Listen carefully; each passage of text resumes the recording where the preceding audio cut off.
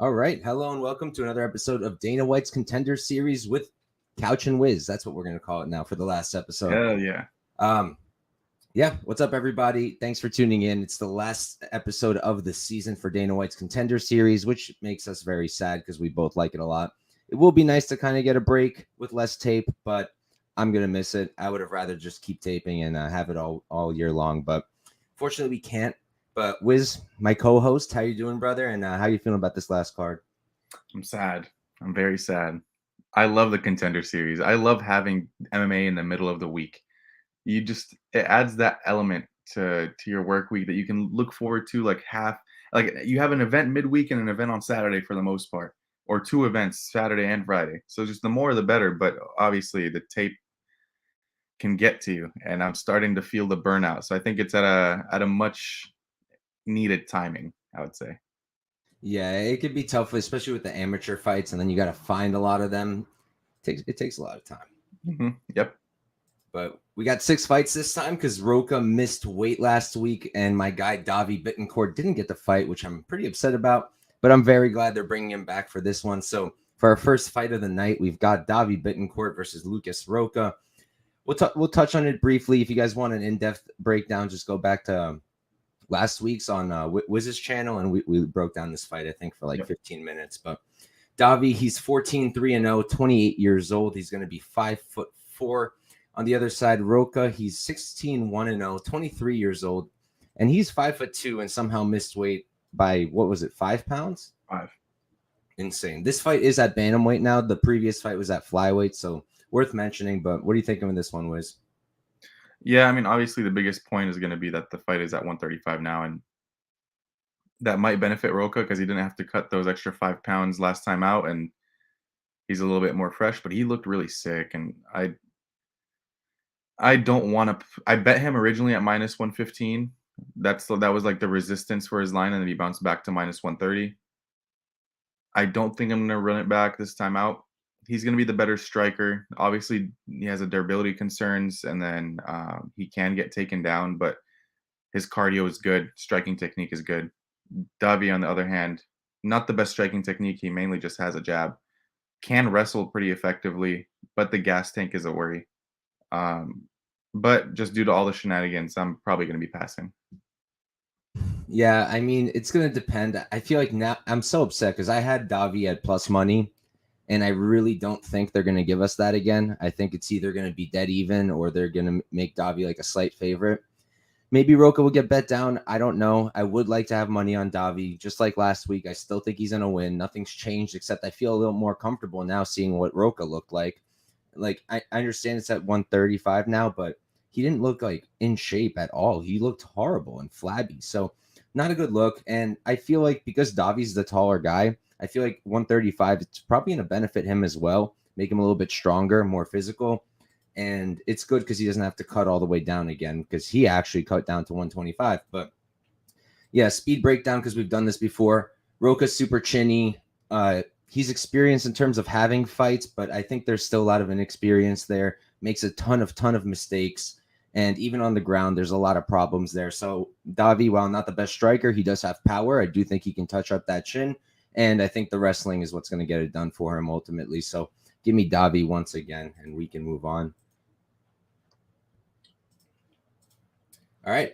This is a fun one. We've got Issa Isakov versus Marquel Mederos. Isakov is 10-2-0. Don't have his age. He's 5'9", though. And we don't have his reach either. On the other side, Mederos, he's 7-1-0. He's going to be 26, 1 inch taller at 5'10", and he's going to have a 72-inch reach, and he is a Factory X guy. I'll start us off for this one. So I kind of knew Isakov. I knew his name at least. I've seen him fight. And I had to run the tape back anyways. I did completely forget about his chin. I mean, his chin is very worrying. It's like almost every fight he's getting hurt, he's getting chin checked. Only been knocked out one time, but getting hurt every fight, it's not a good look. It's going to catch up to you. But his wrestling is really good. Very, very good ground game. Good submissions, even though he doesn't have too many of them. I think it's 2 subs, 5 knockouts, if I remember correctly. But I just think his wrestling is very, very good. And the striking's solid, too. Like, the striking's not bad. He just doesn't have a great chin. But the striking itself, offensively, I think it's good. He's got good combinations, good hands, and he mixes it up well. And he does do a good job setting up his takedowns. The big red flag for me here, I mean, on top of the chin, and the two kind of go together, is he's only fought, this fight's at lightweight. He's had 32 fights between pro and amateur, and he's fought at lightweight one time in 2020. It's the only time he's ever done it. And other than that, it's always been either welterweight or 165 catch weights. He's had a ton of those, which is weird. I haven't really seen that too much, but that's a concern because he's already chinny. Granted, he's getting hit by bigger guys, but I mean, Mederos is also going to be bigger here. He's an inch taller. And now he's going to be cutting weight to a weight class he's only done once. And the last time he did it was 3 years ago. So I like him, but I've got questions. But then on the Mederos side, because I taped him second, and after seeing the chins, I was like, all right, maybe there's an angle on Mederos. And I do think he's the better striker, but that's kind of where it ends with me. I don't think he can really hang on the ground. His takedown defense looks pretty good. Hasn't been tested all too much. His wrestling's solid, but he gets out of position a lot. Same guy took his back like 2 times in the same fight. I believe it was, who was it? It was Whitney. Whitney twice he took his back. First, Kimura got his back, and then again in the 3rd round got his back. Just not a great look. Can he hurt Isakov on the feet? Absolutely, but I think Isakov won't leave it there too long. I think he's going to take him down. I think he's going to dominate the fight. I doubt that he's going to be playable, and especially with that chin, but maybe unders. We'll see. What are you thinking, Wiz? Yeah, spot on breakdown there. I mean, the Isakov worries are the chin there. It's not good. And at 155, who knows how this guy's going to show up. And then I do think that Marquel is the better striker of the two, technically. But when we have limited ground game tape on him, that's also a worry, especially against a guy like Isakov, who's going to go to the wrestling time and time again. I do think he opens up big favorite. I think it's probably justified. Even though this guy is like a big sub guy, Isakov, I do think he probably wins via like ground and pound in this spot, just due to how positionally unaware Mederos could be. He has more knockouts than subs, so makes sense. Mm-hmm. Yeah, so that's my thoughts. I think Isakov wins this one. Like you said, probably unplayable. And Isakov, no, he has more knockouts than subs. Yeah, he does. That's right. I said the opposite. My bad. Yeah, 5-2, I think. I only know that off the top of my head because I literally taped it right. That was the last fight I did before the show. Yeah, so I think it's a Isakov smash. Yeah, I'm with you there. We already know the kind of parlay people are going to be putting together for this card. Honestly, I'm so burnt with parlays this season, especially this past week, that I don't know if I'm going to do all that. We'll see. But like I would with Isakov, if not for that lightweight problem and the chin. Like because of that, I don't think I can. If he's playable, I mean, I'll do it money line, but that's about it. That's fair. I say that, and then I'm going to have an Isakov 2-unit parlay. The O's, Isakov, Panferov. Went terrible if you tried to do that last week. Oh, yeah. Yeah. Last week was a horrible one for us. We looked like idiots. Yeah, I mean, 2 guys on my page on Twitter. What's up? We looked like idiots last week, except for Ruffy. Ruffy was a genius call, and then just downhill from there. Not necessarily. He was down 2-0. Yeah, but we said it. Neither guy was fighting too great, and he did get that finish. He was the better striker, so we were kind of right. True. But dude, can we talk about Medina real quick? Oh my god. His nose got broken. This guy was still smiling. And that's why he got a contract. How is this guy? Yeah, I think Godzi made a big mistake not going for wrestling from the get-go. He wanted to do his Showtime kicks, like 13 of them. I saw those. I'm like, what is this guy doing? Like, just because Pettis is in the crowd? Come on. Dana signed him, though, right? I think so. I didn't keep up with the end of it because I was just the only signing I heard was Medina because people told me and I didn't believe them, so I had to go see it for myself. Ridiculous. absurd. But yeah, we can move on. This next fight is another one that's honestly, I think it's going to be like, I want to curse, but I think it's too early in the show. A crap show. It's going to be a crap show, this fight. We got Torrez Finney versus Yuri Panferov. Finney, he's 6-0 undefeated, 24 years old. This fight is at middleweight, and he is 5'7". I think that's important to bring up. Panferov on the other side, he's 6-0 undefeated, 27 years old. He's going to be 3 years older. But at 6 feet tall, he's going to be 5 inches taller here. Certainly the bigger man. Why don't you start us off, Wiz? Yeah, Panferov is going to be towering over this guy. I don't know how you can be a 5'7" middleweight. Like, what's going on in your head? This is like the Buckley problem. Buckley should be a welterweight. He moved down. He's looking great. This guy, I feel like, is going to have the same exact issue. But the one thing we know about Finney, super athletic. Like, he can crack. He will take people's heads off. And that's something that could benefit him here. But Panferov, let's face it, he's a really good submission grappler. Can take you down, can wear on you. He's going to be much bigger in the spot. I expect him to take Finney down and have his way. But for as long as this fight stays on the feet, I think Finney can land here. And I think he does have the opportunity of knocking Panferov out. But just being logical, I think Panferov is going to land the takedowns. He's going to find the positions and get another rear naked choke here. I think it's as easy as that. And also, look at this guy's topology picture. It's fucking epic.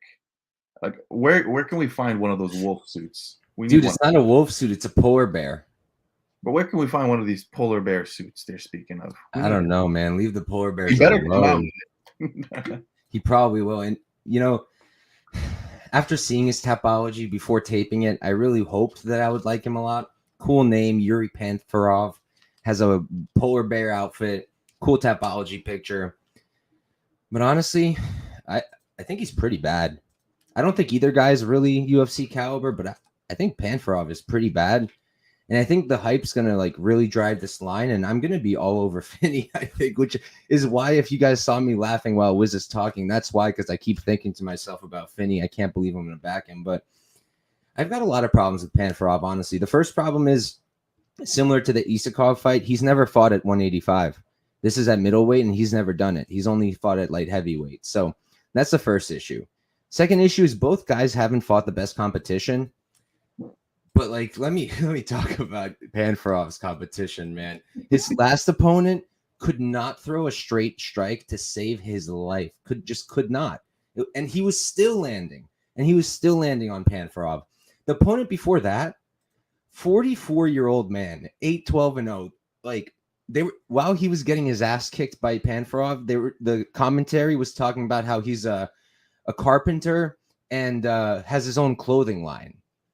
Literally beating up a 44-year-old carpenter. That's who they threw him. Before that, they give him Mederos, who's actually a pretty decent boxer, but like they gave him a boxer. They knew exactly what he was doing. Mederos' his first pro fight. Of course, he's gonna sub him.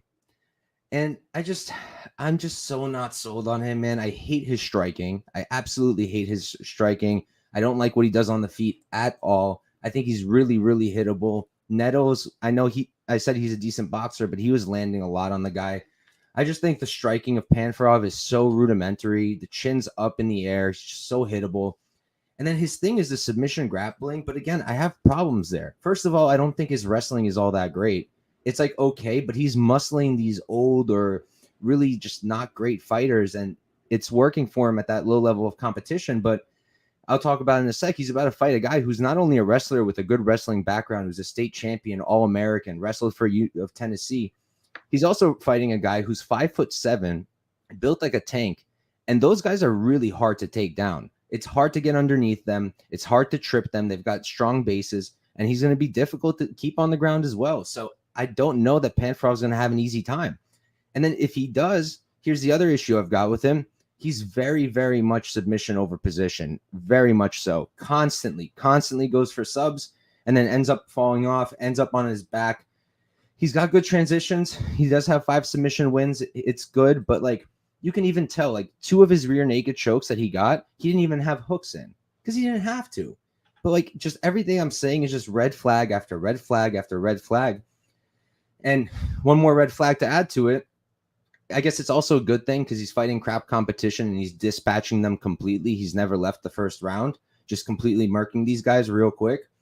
But at the same time, he's never left the first round. And I don't know if he can sustain that pace because even in these first rounds, he seems to slow down as the round continues. So that's a major red flag for me too. And with Finney, like my only real red flags with him are 5'7" at middleweight. And I don't think his striking is all that good either, but he throws more straight than Panferov does. I think he's got quite a bit more power than Panferov. So like you said, on the feet, I think as insane as it is to say, I think Finney's going to be better. And then on the ground, like offensive wrestling, I give to Finney. Like I said, I listed off his things. He's was a state champ, was an All-American, wrestled for University of Tennessee, and you can see it in all of his fights. That's what he does. He keeps going for the grappling over and over again. And something I do like about him and his grappling, on top of all that, all the credentials, is he can keep doing it. He's gone to a decision. He's wrestled for 15 minutes for 3 rounds. And you wouldn't think he could. You take one look at him, you don't tell me anything else, and I'm going to tell you he can never leave the first round, but he can. He can make it to a decision and keep wrestling. So I'm going to be on Finney, man, as long as he's an underdog. I mean, like, even if like Panferov for some reason is the underdog, I still wouldn't play him. I would just pass. Like for me, this is Finney underdog or pass. I don't want any money on Panferov. He's overhyped and just I think he's really bad. So fair. Yeah, very fair. But moving on, we've got another funky matchup. We've got Connor Matthews versus Jair Farias. Matthews 6-1-0. He's 31 years old, 5'8" with a 71-inch reach. He is training out of New England Cartel now, which is a very welcome change for him. Farias on the other side, he's 10-0, 30 years old, so he's going to be 1 year younger. 5'11", he's 3 inches taller, and don't have his reach. He's definitely the rangier guy, though I have zero doubt. And he's training out of Combat Club. There's 2 of them, an American one and a Brazilian one. He's at the Brazilian one. No one too notable there. I tried to look into it, but I'll start us off here. So if you guys recognize Matthews, it's because he fought Francis Marshall. Yeah. Was it last season or 2 seasons ago at this point? Last season. Yeah. I actually think it was the episode after the Joe Pyfer speech because that's all the commentary team was talking about is how different the fights looked. But anyways, that's where you know Matthews from. And, you know, before that fight, he had never left the first round. That wasn't just the first time he went to a decision. That was the first time he left the first round. All 6 of his other fights ended in the first, and 3 of those 6 ended in under 1 minute. So the guy pretty much doesn't fight at all. Comes in there, beats the guy up, and gets out of there like he's double parked. But honestly, like, I think he's pretty good. And he showed in the Francis Marshall fight he can take adversity. And even though he'd never gone that long or not even close, he was able to hang. He was able to make it all 15. He was getting the crap beaten out of him, but he outpaced Marshall on the feet in the first round, got beat up in the second, but in the third, he picked up his output again, and it was pretty close in terms of just strike output, but he did get beat up there, and I know a lot of people don't like Francis Marshall anymore. They kind of disowned him. I still think he's a decent fighter, but hasn't aged too great as a loss. But then on the other side, like, I'm not too crazy about Farias because, like, Matthews, he does have good striking. He strikes pretty straight. I like the jab. The output is solid. And like I said, he's at New England Cartel now. It's pretty hittable, but offensively, I like it. And he does have good wrestling and good takedown defense. And with Farias, you know who he reminds me of, Wiz? Kike Brito. Remember that guy? That disappointment? He gives me major Brito vibes. I will say, though, his cardio seems better than Brito's. Even if when he did go to the third round against Oliveira, he looked okay. He ended up winning that fight because Oliveira, like, I don't know, something happened with his foot. Yeah, it looks like he just quit and then blamed it on his foot.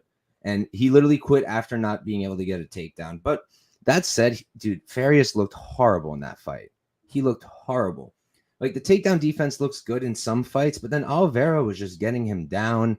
And something I did like about Farias, though, the second he hit the ground and he was underneath Oliveira, you notice how he was like trying to slide out from underneath. Like, that's high level stuff. Mm-hmm. That's good stuff to see. And I do think he scrambles pretty well. He doesn't just stay on his back. I do still have concerns about the ground game. And Marshall does have good grappling. Like I said, I'm not sure if it could work here too much. I've been going back and forth with this fight. This is a fight that I have a hard time making a pick. Like, I lean Farias, but I feel like the value is going to be on Matthews. I just don't know how Matthews is going to handle the size. I do think he can get outstruck on the feet here. Farias is a good striker. He does use his range really well. He's got really nice body shots, 7 knockout wins. And my big issue with him is, like, he's got great kicks, great leg kicks, but he's not throwing enough with the hands. So if he's not doing that, Matthews could be landing. I just also think the range might be a problem for Matthews, and I think the size on top of that range will make it hard to wrestle someone like Farias. So going back and forth, I'll pick Farias. Who I bet, if I bet, it'll depend on the line. Maybe a Farias ITD or an under will be the move here. What do you think, Wiz? Yeah, I mean, you summed up a lot of these points pretty well. I mean, Matthews is a pretty good grappler, decent wrestler who hasn't really been past that first round besides the Marshall fight. The one big red flag for me on the Matthews side is that he gets hit so many times, and his striking defense is very concerning. And going up against a guy like Farias, sure, he's going to be bigger. He's going to have the reach. He's going to have the power advantage, the striking advantage too. And when you're facing someone with the anthropomorphic advantages and all of the power and the striking technique, it's gonna be a bad day in the office because this guy Farias hits hard. Like, sure, low level competition, very low, but he's connecting and he's doing what he can. I like that he's been past the first round a couple of times, and I just like overall how this guy lands on people.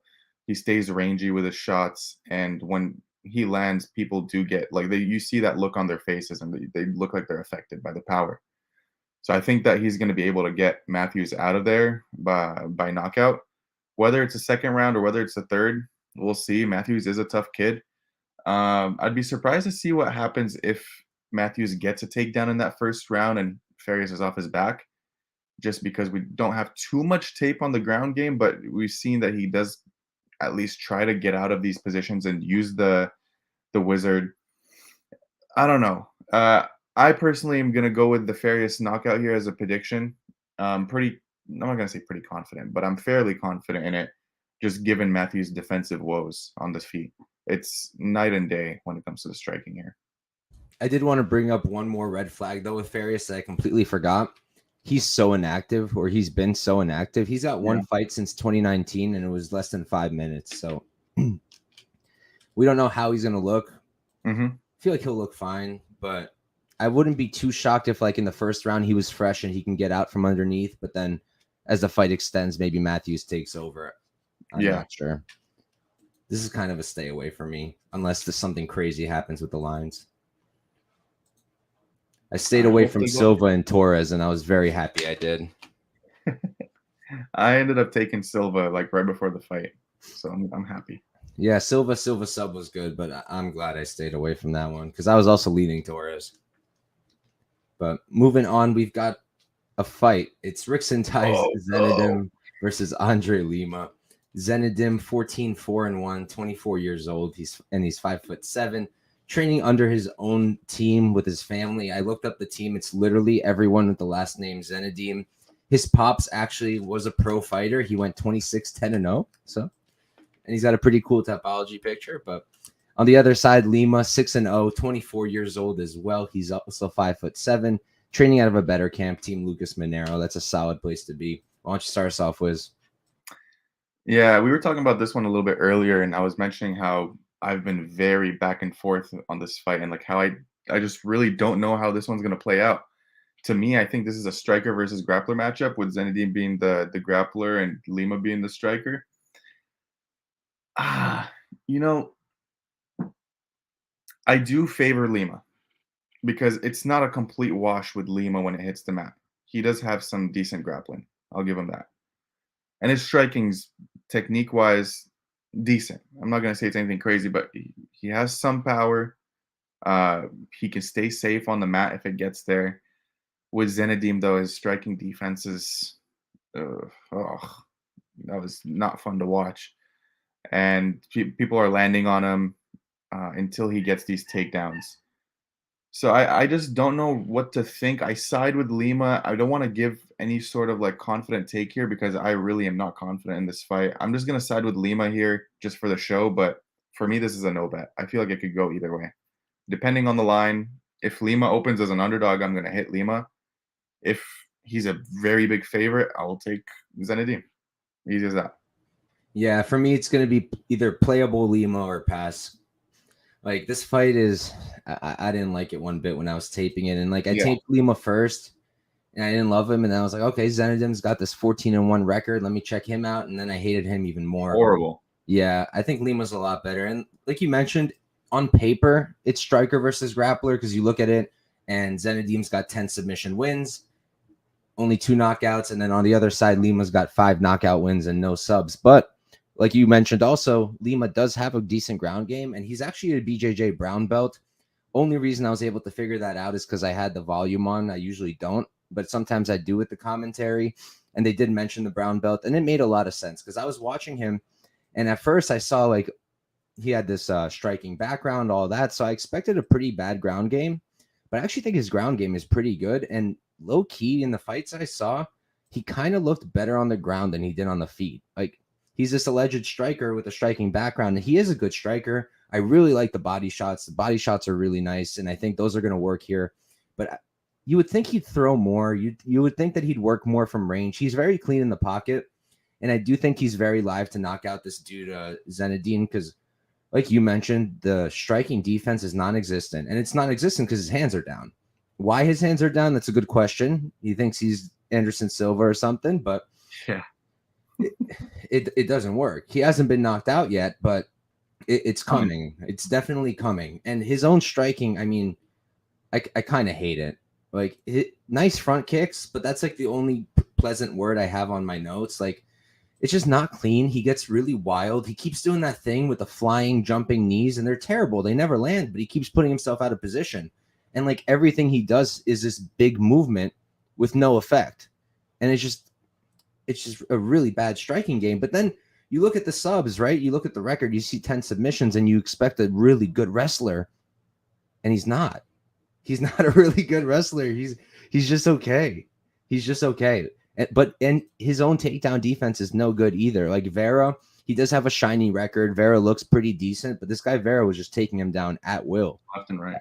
At will, just taking him down whenever he wanted. And the problem with Zenedim is he has no urgency to get back up. None. Like we were talking about in the past fight, Farias, he does everything he can to get back up. Not the case with Zenedim. He's more than happy to just stay down there. Similar problem with Lima, but I think it's more present with Zenedim. Lima, like I mentioned, he's got pretty good grappling of his own. I think his wrestling is slick, and something I really liked is the way he uses his hips. I talk about it a lot because wrestling is the only MMA background I have and the only thing I know. And I know that one of the most important things you can do in wrestling is have good hips and know when to use them. Because when you have a scrambling position, 9 out of 10 times, the person who wins the scrambling position is the one who had his hips higher or her hips higher. That's what it comes down to. And it's a really important thing to have. And it was interesting because, again, I had the commentary on, right? And I'm watching the LFA fight against Thailand. I'm sorry if I butchered the name. Apparently, this guy Thailand was a Brazilian national wrestling champion. I don't know. Lima completely out-grappled him for the most part. Thailand did get him down like 2 or 3 times. So I guess I could see this national wrestling background, but definitely didn't look that amazing. But I thought that he looked really good for the most part, Lima. He does give up his back a little bit. He does make a decent amount of mistakes, but just watching this guy, Zenedim, I don't see a guy who's going to take too much advantage. I mean, Thailand did have a really close arm triangle, and then he also almost got a Darce choke in. So maybe Zenedim can pull it off. But again, watching Zenedim, I don't see someone who's really that. I think the record is just padded as hell. That's perfect. Exactly how to break it down. Because this fight is something that I did not enjoy taping. And I don't know if I'm going to enjoy watching it. And you look at the records and you're like, this is going to be lit. And then this is not going to be lit. It's not lit. It's not lit. Might be a fun fight, though, because they're both a mess. But yeah, who knows? It could be something where like a very weird outcome comes of it. Reminds me of the Torrez Silva fight we were just talking about. But moving on to our main event, this is gonna be a good time. We've got Ramon Taveras versus Cortavious Are you not entertained, Romious? If you haven't already checked out the interview he did with Lou, you guys have to. You and have to check out this Wheezy, interview with you Lou have and to Lou. check it out. All of his, I watched a few of his interviews. It's so funny. I love this guy. Yeah, dude's a jokester. But Taveras, this is his second appearance coming back after the Sergey Sidey fight a few weeks back. If you guys don't remember that, Sidey hit him with a good shot. Taveras fell, and then the ref called it just way too quick. Taveras was clearly okay. And then they kept panning to Dana White's face, and he was so tight. It was really funny. But Taveras, he's 8-2-0, 29 years old, 5'8" with a 70-inch reach. On the other side, are you not entertained? Cortavious Romious, 7-1-0. He's going to be 29 as well, 5'4", so he's 4 inches shorter, and only a 67-inch reach. So he is giving up 3 inches in reach. Why don't you start us off, Wiz? Yeah, I mean, we kind of broke down Ramon Taveras before. He's a guy that is almost allergic to the grappling, and just has really big power on the feet. No technique behind it though. Just throws like caution to the air, and if it lands, he will hurt you. On the other hand, I mean that's pretty much all I have for Taveras. He's not a multi-dimensional fighter. He's very one-dimensional. With Cortavious, the striking isn't all that good. I'll give him that. He's creative though. He throws these spinning kicks. He's wild. He's a madman, and I love it. But the part of his game that really should be highlighted in this fight is the grappling and the wrestling. For most of this guy's fights, you will always see him go to the wrestling, and he lands the takedowns. He's not a guy that wrestles ineffectively, which is something I like to see, especially going up against a guy like Taveras, who, like I said, is allergic to the grappling. So he goes to the wrestling often. He has some decent subs, and he's positionally aware, and he can go rounds. Like his cardio is good too. Overall, I just think that Cortavious here should be the favorite. I think he'll be the rightful favorite, and I think he'll be someone that I'll be comfortable parlaying in this fight, because if he's going to for the takedowns, to be honest, I really think it's one takedown and this fight is over for Cortavious. It's just that simple when it comes to Taveras, because he has shown nothing on the mat. So yeah, with all that being said, give me Cortavious, whether it's submission or whether it's ground and pound. I think he gets this done inside the distance, and hopefully I can get him on the show for an interview. You gotta, you definitely have to, and he seems pretty down for interviews from what I've seen. But yeah, for me, it's a weird fight. Like Taveras, he did spend some time at Team Alpha Male apparently before his last Dana White's Contender Series fight. I can't tell if he's still there based off his Instagram, so I really don't know. Like you said, like I don't know about allergic to the grappling, but he just doesn't do it. Like he doesn't engage in it on his own. He doesn't wrestle. He doesn't shoot takedowns.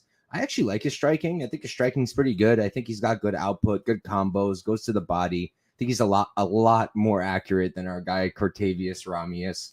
I like saying his full name. It's way more fun. But yeah, I think Taveras is with little question the better, more technical striker here. But who has more power? Cortavious. Who's going to be more explosive? Cortavious. And who can mix it up and make you double guess what's coming next? Cortavious, because he can wrestle. Extremely physical. Very good ground game. Nice submissions. Good transitions on the ground. He can make some mistakes here and there. He does tend to get a little bit overexcited in pretty much every single fight. And I do think he's pretty hittable, but I just don't think he's going to give Taveras the time to be able to outstrike him. That's the problem for Taveras here. If he somehow does, if Taveras is somehow stuffing this little beast of a man from taking him down, then I do think he can beat him on the feet. But I just don't think we're going to be on the feet for too long. And also, like, I know he didn't get knocked out clean, but is it really that great of an idea after getting knocked down pretty hard to come back a few weeks later and just do it again against a really powerful dude? I feel like it's not the best idea. And he's cutting weight all the way down to bantamweight again. So, yeah, I was like hesitant before the show, but I think I'm on Romious too. Yeah, the one thing we left out is that Romious is going to be the much smaller guy, 5'4" to 5'8" for Taveras. Yeah, much smaller. 67-inch reach to 70-inch reach. But he's also, I feel like he's fought the better guys for the most part. Like Martin Day is the best fight and win Taveras has. And like I guess you can say Romious doesn't have a win like that, but his only loss was to what's his face, Jornel Lugo. And if you guys don't know who Jornel Lugo is, he's actually very, very solid. He's a Bellator fighter. He's a good fighter, and that was a split decision. I don't think it should have been a split. I thought Lugo clearly won that fight, but it wasn't a bad loss. Yeah, it wasn't a split. But Romious, he did some good stuff there. He was able to get takedowns against Lugo, who is a wrestler as well. And if I'm not mistaken, I don't even think Cortavious has a wrestling background. I'm pretty sure he doesn't. So it's pretty crazy to see him coming in here and just grapple. Free balling. Okay, I can curse now. Grapple fucking everybody. Yeah, free balling. Yeah. Yeah, I'm with you. I think, but who do you even parlay him with? Like, Isakov is like the only thing. It's the only one. Yeah. Or maybe violence. Violence in the Matthews and Farias fight. I think every fight pretty much. Violence in every fight. Yeah, you're right. Like, it was in my notes for almost every fight, like, only been to decision once, only been to decision twice or 3 times. Like, almost none of these guys go to decisions often. So I think a lot of unders are going to be live as well. But at the same time, bro, I played that under 1.5, which I never do. I hate under 1.5s. In the Medina fight last night. Dude, I only do under 1.5s in sloppy heavyweights. Sloppy light heavyweights. One guy's a giant. The other guy's one of the worst we've seen on Contender Series. I'll give one out. First fight on the Bellator card this weekend. Josh Hockett is gonna annihilate this guy inside 60 seconds. That is a free square.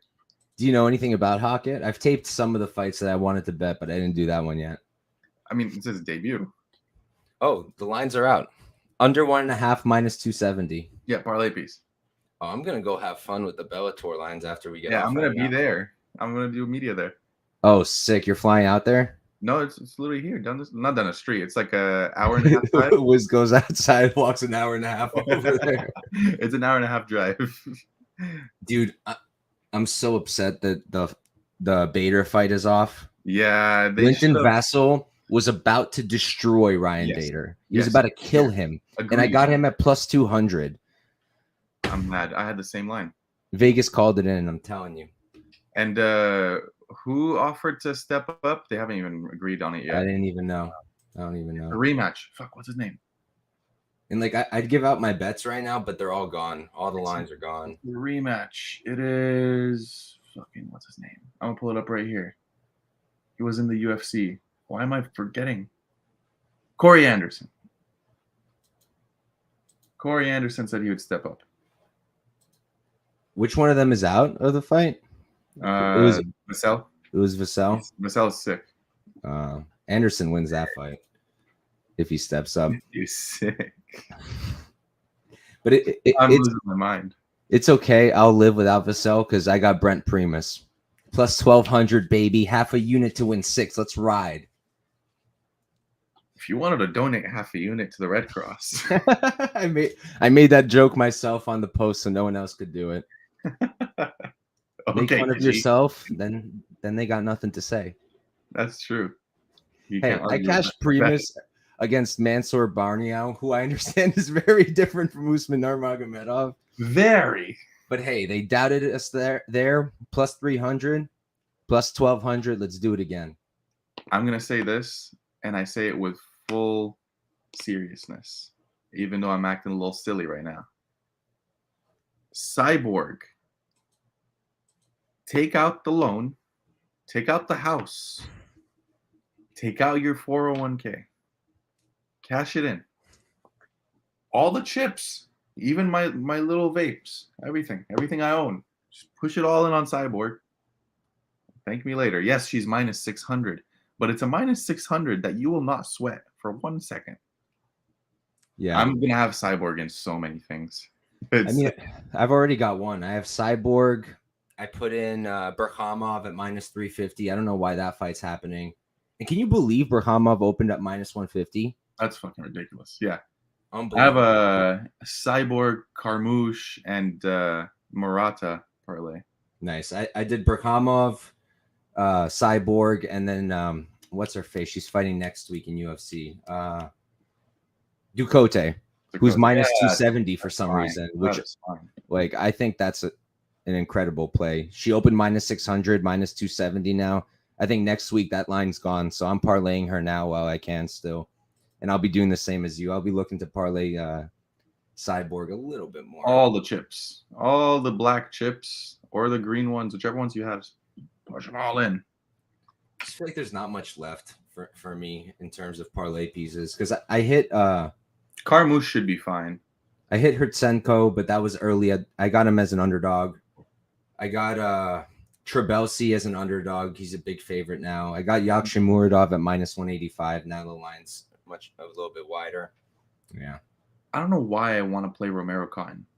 I have to tape it. I know someone who played him at plus 300. Our guy Pierce. Pierce played him. I really want to. I still think the line is fine. Yeah, I got to tape that one though. I don't remember much about either of them. I just know he's a really good wrestler. The demon's in my head, Mike. The demon's in my head. What do they want you to do? They want me to bet 43-year-old Sarah McMahon. I'm having similar thoughts. I know so many people on Leia McCourt, and I feel like they're not understanding. I don't think they understand what McMahon is going to do to this girl. She's just going to do the same thing she always does. Backpack. She's going to backpack her. What is Leia McCourt going to do? She's allergic to the wrestling. She can grapple a little bit, but she cannot stop a takedown. Isn't she like a judoka or something too? Supposedly. I don't fucking know. Like, this is fucking ridiculous. She can't stop a takedown to save her life. Yeah, I got to tape it, but if the line, I think we're going to get a good line. What is it right now? Last time I checked, it was minus 150. Yeah, that's fucking great. Yeah. Money's still going in on McCourt, though. I think right now is more than generous. But it's just the issue is 43-year-old Sarah McMahon. Oh, I think I might have to do it. Yeah, I think I'm going to do I like putting myself through this kind of pain. I don't know why. I'm trying to be as clean as possible after this terrible streak. I've been doing, like, on Contender Series, I'm up 8 units still. I did the math. As long as I don't bet 8 units this week, I'm guaranteed profit on the season. All right, Mike, you know what you have to do. Put it all on the line. No way. It's all on the line. Maybe I'll do 7 so I can get guaranteed 1 unit profit on the season. 7.99. How about that? Nah, I'm trying to be clean. All of it. Put all of it on Isakov. Me and Wiz decided from now on we're going to check each other so we don't bet on Talha again. Wiz actually cashed out. I didn't. And thank fuck for that. I was screaming really for you. I was screaming for you. That, I mean, dude, we should have seen it because when have we had anyone come out of Bahrain? When? Never. And the ACL. I didn't even realize till it was too late. Yeah, that one we 7 months ago. 7 months ago. Yeah, we completely missed that. And he just looks small. And like we even said on the show, we said that he was like a little foo-foo. And then I still went for it. He should be a 185er. He should not be fighting at 205. Bilato made him look like a fucking midget. And I don't even think he's that great right now. I think he needs more time out of the UFC. Yeah, how strong or how weak does some person have to be for you to hold on to a tie clinch for that long in the second round? He didn't let go of him.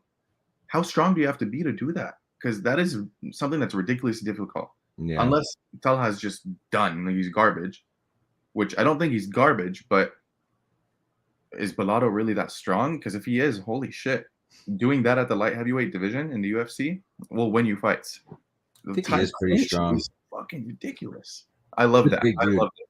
Also, I always Instagram surf, and I don't understand how I missed Bilato training with Pereira and actually being at a good camp. That too. Yeah, missed a lot there. So I'm trying to be way more looking into everything this week. But I think if we get good lines, I think there's going to be some good spots here. Especially my guy Finney. He's going to be an underdog. I know it. Oh, he has to be. He has to be. If he's not, then there's something wrong with the world. Oh, yeah. But all right, guys, that's 6 fights. We've got 6 of them this week. Great fights. I'm excited. Wiz is excited, and hope you guys are as well. Thank you, as always, for tuning in. Wiz, why don't you plug yourself, and then I will, and then we'll get out of here. Yeah, guys, 6 fights. That's 10 weeks. Hopefully you all cashed with us and enjoyed our breakdowns nonetheless. We ran hot. To my knowledge, there's only 2 events where we didn't do so hot. Last one and maybe I think week 5. I'm not 100% sure. I'm 6-3 so far. Yeah, so we've been doing great, and hopefully you guys cash with us. But you know where to find me, at WizzDoes on Twitter, at WizzDoes on YouTube.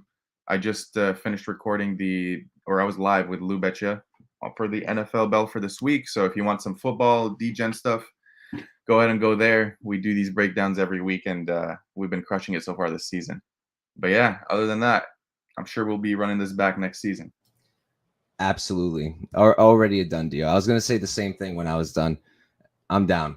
But yeah, so you guys know where to find me. You're on my channel, Couch Warrior Pod on Twitter. I've been putting up my Discord link. It's on YouTube now too. You guys can pull up. It's 100% free. I post my bets there before even Twitter now. So I do Discord, then Twitter gets it, and then I put it up on BetMMA and track it.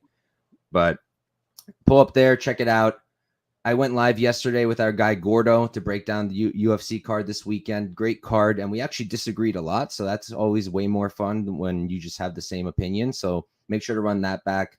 And then in terms of any more content from me, you guys will get tomorrow Prop Talk, me and Propaholic as always on Twitter Spaces, but that's it.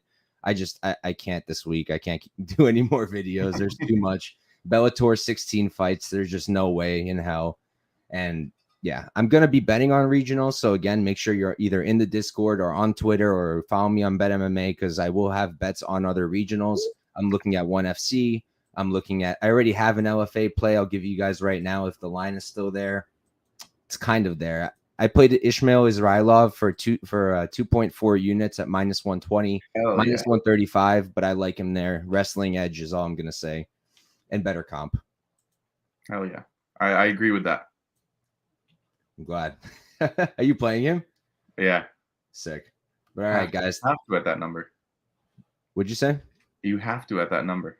Yeah, I know people who got plus money too, which is just insane to me. He opened up at -400, which is honestly more accurate, I think, than where we are now. He definitely has the opportunity of looking like that. Yeah. But all right, guys. Thank you all for tuning in. Thank you for tuning in this whole season. Peace out and good luck. On to Cincinnati.